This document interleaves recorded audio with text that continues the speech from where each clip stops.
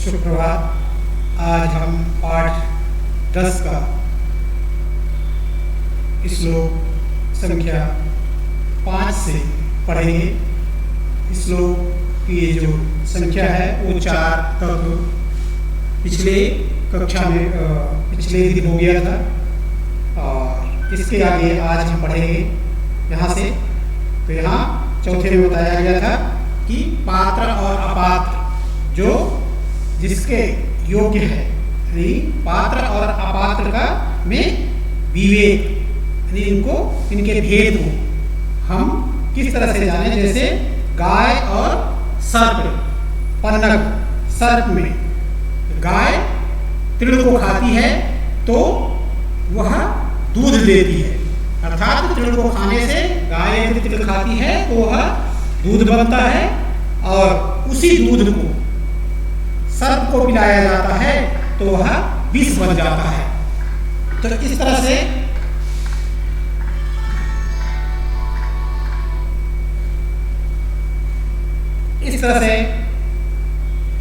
यह पात्र और अपात्र के बारे में बताया गया है। आगे हम पढ़ेंगे। यथा खनन खनित्रेण नरो वार्धयेच्छत् वायु अधिगच्छति तथा गुरुगतां विद्यां शुश्रूषुः अधिगच्छत्। अजरा अमरावत प्राज्ञो विद्याम् अर्थं च चिन्तयेत् गृहीत इव केशेषु मृत्युना धर्मम् आचरेत्। धन धान्य प्रयोगेषु विद्यायाः संग्रहेषु च आहारे व्यवहारे च त्यक्तलज्जः सुखी भवेत्। विद्या विवादाय धर्म मदाय शक्ति परेषां परिपीडनाय फलस्य साधोर विपरीतमेतद् ज्ञानाय दानाय च रक्षणाय। श्लोक का अर्थ देखते हैं। यथा खनन खनित्रेण नरो वारि अधिगच्छति, वारि धर अधिगच्छति तथा गुरुगतां विद्यां शुश्रूषुः अधिगच्छति।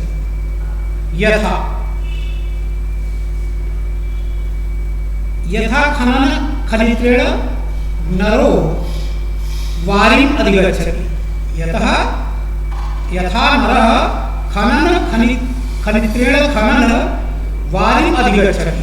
जैसे मनुष्य खनित्रेण खनन, खनित्रेण कुदाल से फावड़े से खोद करके वारिं अधिगच्छति, जमीन को फावड़े और कुदाल से खोद करके वारि को, पानी को प्राप्त कर लेता है। जमीन से पानी प्राप्त कर लेता है कुआं आदि खोद करके। उसी प्रकार से वैसे ही शुश्रूषुः गुरुगतां विद्याम् अधिगच्छति। वैसे ही तथा वैसे श्रोतुम इच्छति, जानने का इच्छुक जिज्ञासु, गुरुगतां विद्याम्, गुरु में निहित, गुरु में विद्यमान विद्या को ग्रहण कर लेता है। यथा खनन खनित्रे यथा नरः खनित्रेण खनत्रं वारिं अधिगच्छति। जैसे मनुष्य खनित्रेण फावड़े अथवा कुदाल आदि से खींचकर खोद कर वारिं अधिगच्छति, जल को प्राप्त कर लेता है। उसी प्रकार से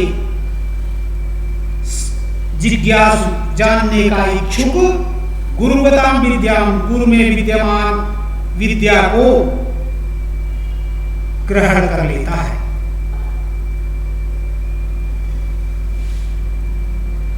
अगला श्लोक। अजरा मरावत अजरा अमरावत प्राज्ञो विद्याम अर्थम च चिंतयेत गृहीत इव केसेषु मृत्युना धर्मम आचरेत। यहाँ पर यह बताया गया है कि हमें विद्या और अर्थ का चिंतन किस प्रकार से करना चाहिए। तो अजर अमर वत प्राज्ञो विद्यार्थम च चिंतयेत। प्राज्ञो बुद्धिमतः, अजर अमरवत विद्याम अर्थम च चिंतयेत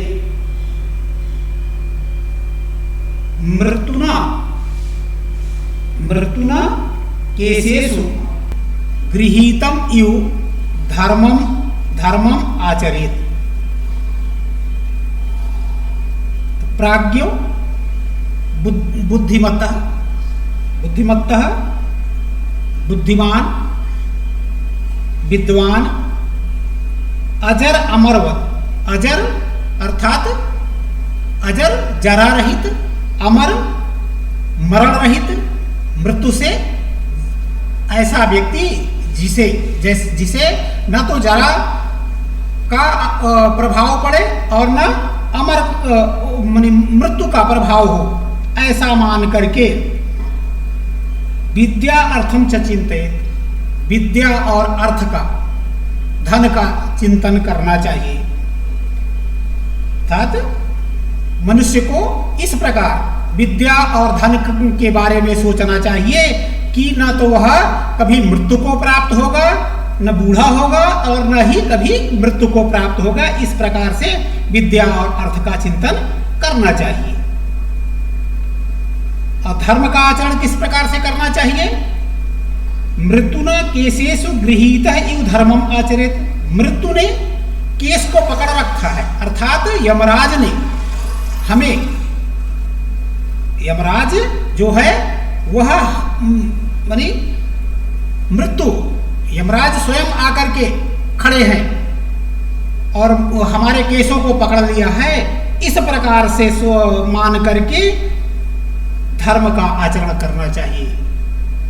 यह नहीं कि अभी तो हम बहुत ही अधिक आयु है हमारी, बहुत वर्षों तक हमें जीवित रहना है, इसलिए धर्म आदि के जो कार्य हैं उनको हमें नहीं करना चाहिए। हमेशा यह मान करके चलना चाहिए कि आज ही यमराज जो है वह हमारे प्राणों को हरने के लिए तैयार खड़े हुए हैं। इस प्रकार से मान करके धर्म का आचरण करना चाहिए।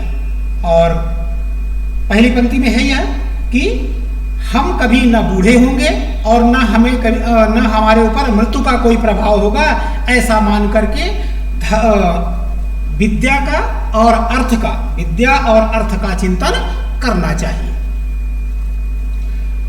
अगले श्लोक में धन धान्य प्रयोगेषु विद्यायाः संग्रहेषु च आहारे व्यवहारे च त्यक्त लज्जा सुखी भवेत्। इसमें यह कहा गया है कि जो लज्जा का परित्याग कर देता है, इन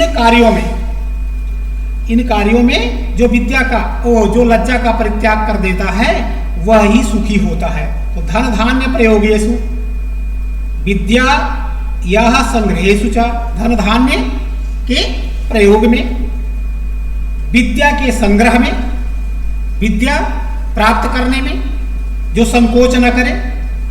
कहीं भी है यदि हमें ज्ञान की चीजें मिल रही है तो वहां से हमें उन्हें संग्रह कर लेना चाहिए। वहां पर हमें कभी भी यह नहीं सोचना चाहिए कि यदि हम यहाँ पर अगर किसी से कहते हैं तो हमें यह मान लिया जाएगा कि इसका ज्ञान नहीं है। तो इस प्रकार से यहाँ पर लज्जा का परित्याग करके विद्या का संग्रह करना चाहिए, विद्या सीख लेनी चाहिए। आहारे व्यवहारे चा, व्यवहार में लज्जा नहीं करनी चाहिए। और इसी प्रकार से आहार में, भोजन में भी लज्जा नहीं करनी चाहिए। यदि भोजन में भी यदि हम लज्जा करते हैं, हमें भूख है और यदि हम देखते हैं कि नहीं हम अगर खाना खाते हैं तो लोग यह कहेंगे कि हाँ नहीं यह तो बहुत अधिक भोजन करता है, तो वहाँ पर भी यदि हम लज्जा का परित्याग कर देते हैं तो हम सुखी होंगे।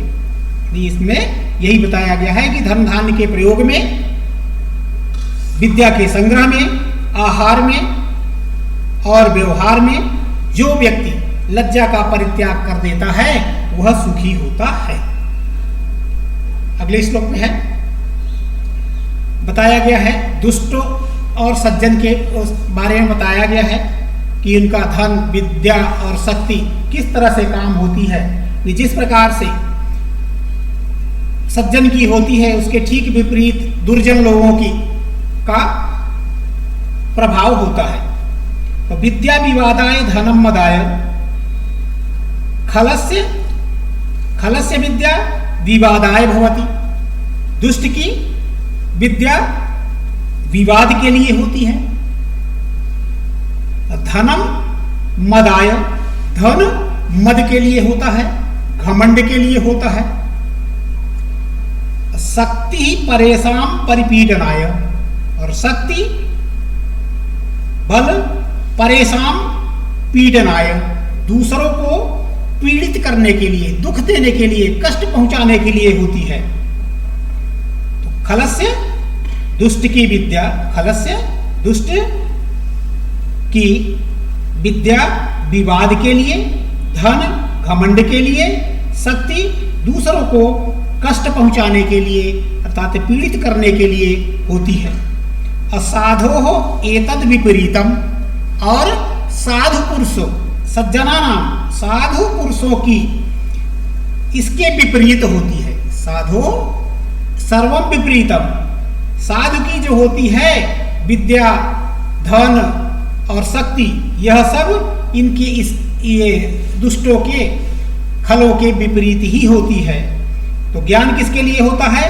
विद्या ज्ञानाय, साधु सज्जन पुरुष की विद्या ज्ञान के लिए होती है, धन दान के लिए होता है, और शक्ति रक्षा करने के लिए होती है।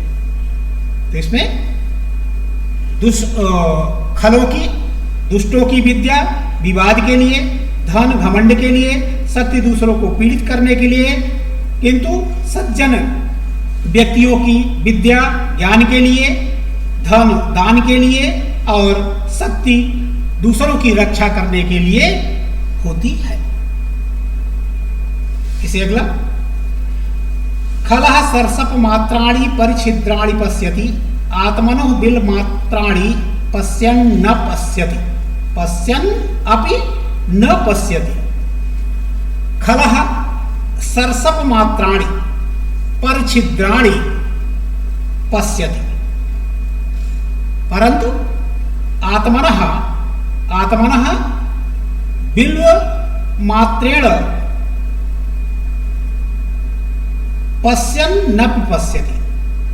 खलः दुष्ट सरसप मात्राणि, सरसों